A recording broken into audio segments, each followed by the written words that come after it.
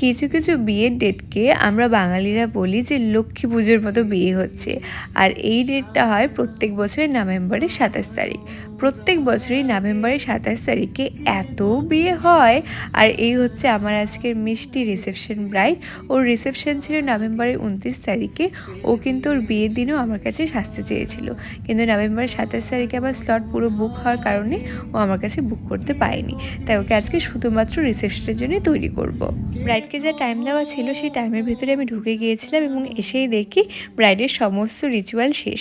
বিয়ের দিনের ব্রাইডগুলোকে সাজাতে যাওয়ার আগে আমার মাথায় চলে ব্রাইডের স্নান হয়েছে তো, আর রিসেপশনের দিন ব্রাইডকে সাজাতে যাওয়ার আগে আমার মাথায় চলে যে ব্রাইডের ভাত কাপড় হয়েছে তো।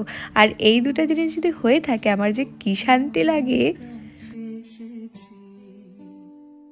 আজ আমার এই ব্রাইড ওর লুক নিয়ে আমার সাথে কোনো রকমই কোনো ডিসকাস করেনি, তাই ও শাড়ির রঙ কি সেটাও আমি জানতাম না। তো আসার পরে নীল রঙের শাড়িটা দেখে আমার ভীষণ ভালো লাগছিল, তার কারণ আজ আমি অনেক দিন পরে নীল রঙের শাড়ি একটা হাতে পেয়েছি। ওর ইচ্ছে ছিল এই শাড়িটাকেও পিঙ্ক কালার ব্লাউজ দিয়ে কন্ট্রাস্ট করে পরবে। আমায় জিজ্ঞেস করছিল যে আমি কি পিঙ্ক ব্লাউজটা দিয়ে পরবো নাকি শাড়ির যেটা ব্লাউজ আছে নীল রঙের সেটা দিয়েই পরবো। আমি ওকে বললাম যে কন্ট্রাস্টের চক্করে এই নীল রঙের শাড়িগুলোকে সবাই এখন নানান রঙের ব্লাউজ দিয়ে পরে, তুমি না হয় সেই আগের মতন সেই শাড়ির ব্লাউজ পিসটা দিয়েই পরো।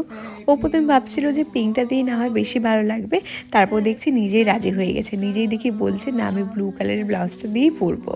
জুয়েলারিগুলো সমস্ত খুলে ওকে মেকআপ করাতে বসিয়ে নিলাম। ওর ফেসে হালকা একটু মেকআপ ছিল, সেটাকে ভালোভাবে ক্লিন করে এখন মেকআপ করছি।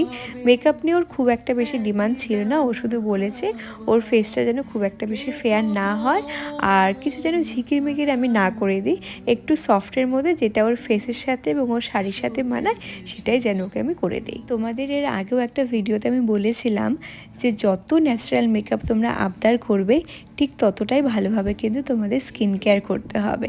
দেখো আজকে আমার ব্রাইডের স্কিনে কিন্তু একটু প্রবলেম ছিল, প্রবলেম বলতে ওর আন্ডার আই একটু ডার্ক স্পট ছিল, মাঙ্কি মাউথ এরিয়াতে একটু স্পট ছিল। এই সমস্ত জিনিস হাইড করতে গেলেই কিন্তু আমাদের বেসটাকে একটু ভারী করতে হয়। আর এরকম ধরনের প্রবলেম নিয়ে তোমরা যদি আমাদের কাছে আবদার করো যে আমরা একটু ন্যাচারাল মেকআপ করতে চাই, তখন কিন্তু আমাদের একটু অসুবিধা হয়ে যায়। তাই আমি আবারও রিপিট করছি, বিয়ের আগ দিয়ে কিন্তু খুব ভালোভাবে স্কিন কেয়ার করবে। মেকআপ সম্পর্কে আমার নো আইডিয়া। আমি প্রথমবার এত মেকআপ করছো। আই মেকআপটাও বলেছিল একটু নিউডের ওপর করতে, আমি প্রথমে সেটাই করেছিলাম। তারপর দেখছি ওর ফেসটা খুব ফ্যাকাশে লাগছে, তাই আমি সেটাকে একটু স্মোকের ওপর কনভার্ট করে হালকা একটু শিমার কালার অ্যাড করে দিয়েছি। আর এই হচ্ছে আমার ব্রাইডের ফুল ফেস।